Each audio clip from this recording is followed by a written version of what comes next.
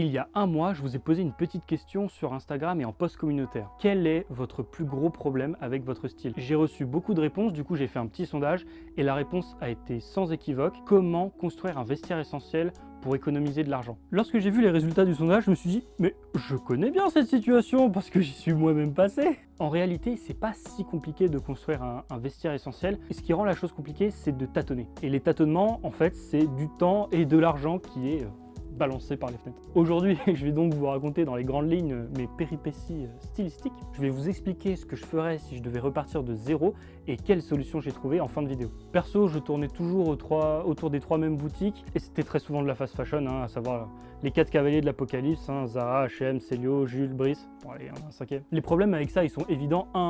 Mes tenues étaient fades et sans originalité parce que j'étais une copie carbone du reste du monde. Et en plus, je me faisais pigeonner parce que comme mes vêtements étaient nuls, parce que fast fashion, ils s'usaient super rapidement, donc je devais en racheter, donc je remettais de l'argent et en fait, c'était sans fin. Ensuite, il y a eu les fripes. C'est le moment où j'ai commencé à plonger dedans. C'est le moment où j'ai commencé à développer un petit peu mon propre style qui était quand même très inspiré des séries US que je regardais, style baroudeur et tout. Et je commençais à avoir des tenues et des pièces qui étaient un petit peu plus originales. Le souci, c'est que j'étais toujours incapable d'évaluer un vêtement techniquement. C'est-à-dire que je ne savais pas si la qualité de confection allait tenir dans le temps. Au final, j'étais toujours prisonnier des marques, c'est-à-dire que je me rabattais sur celles que je connaissais de nom, Levi's, Wrangler, etc. Même si je commençais à tester d'autres choses quand même. Enfin, il y a eu la période des blogs et des forums, c'est là où j'ai vraiment commencé à faire ma culture et à apprendre la mode. J'ai commencé à comprendre des choses et à savoir exactement ce qu'il fallait que je cherche. Vous savez, j'ai même fini par écrire pour l'un d'eux. Du coup, entre mes années de lecture intensive et mes années d'écriture, j'en ai eu pour 6 ans au total, où là j'ai vraiment digue le sujet, quoi. Mais ça m'a permis de me créer un œil pour déceler la qualité des matières, de la confection et de la coupe. 6 ans de tests, d'expérimentation et beaucoup de ratés. Des vêtements partout, absolument partout. Au point même que j'ai investi dans des meubles pour pouvoir en stocker davantage parce que j'avais pas assez de place. Je refuse de penser à toute la thune que j'ai claquée en vêtements pendant cette période.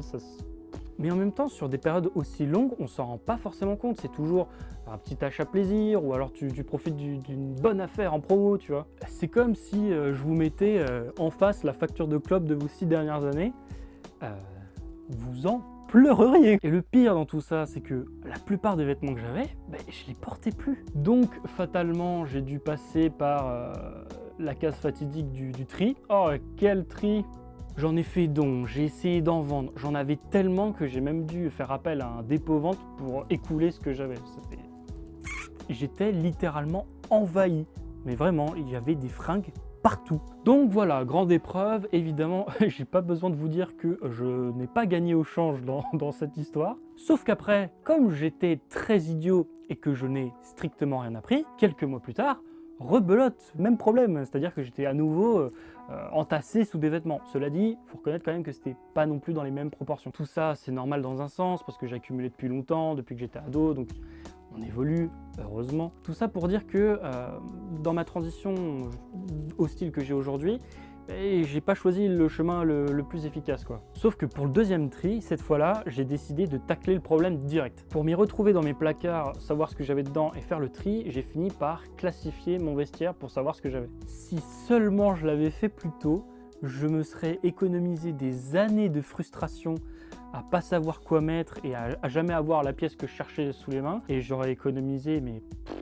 quoi partir en vacances pendant genre 1 mois, quoi. Au début, je voulais juste faire le tri avec. Puis au final, j'ai utilisé ce système pour faire de la revente, donc ça m'a permis de suivre ma revente. Je l'ai aussi utilisé pour analyser ce que j'avais, ce qui me manquait, et ça me permet d'évaluer les besoins et aussi de savoir de façon objective si ce qui me faisait envie, je devais le prendre ou pas, parce qu'on va pas se mentir, quand on est très passionné par le vêtement, les tentations sont omniprésentes. Ça me permettait de planifier mes achats et donc mon budget, ce qui, on va pas se mentir, m'évite de pleurer chaque fin de mois devant mon solde. Donc quand j'ai vu que, grâce au sondage, la majorité d'entre vous avaient exactement le même problème, c'est-à-dire savoir quoi choisir pour construire les piliers de votre vestiaire, je me suis dit, je suis l'homme de la situation.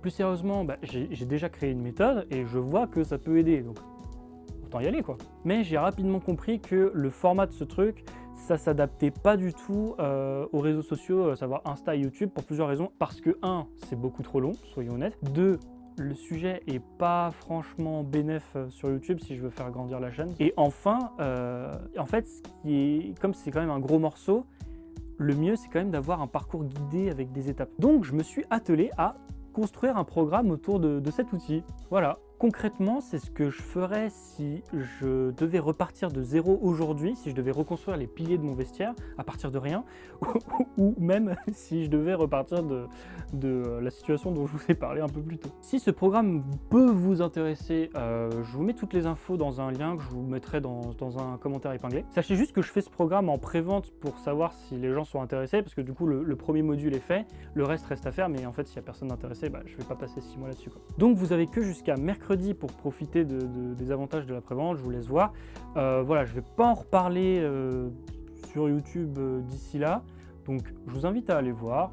Ça n'engage à rien, et puis comme ça vous pourrez savoir si c'est fait pour vous ou pas du tout. Enfin, si vous avez la moindre question, n'hésitez pas à poser des commentaires, hein, c'est fait pour ça. Et sur ce, je vous dis à bientôt sur Art of Style.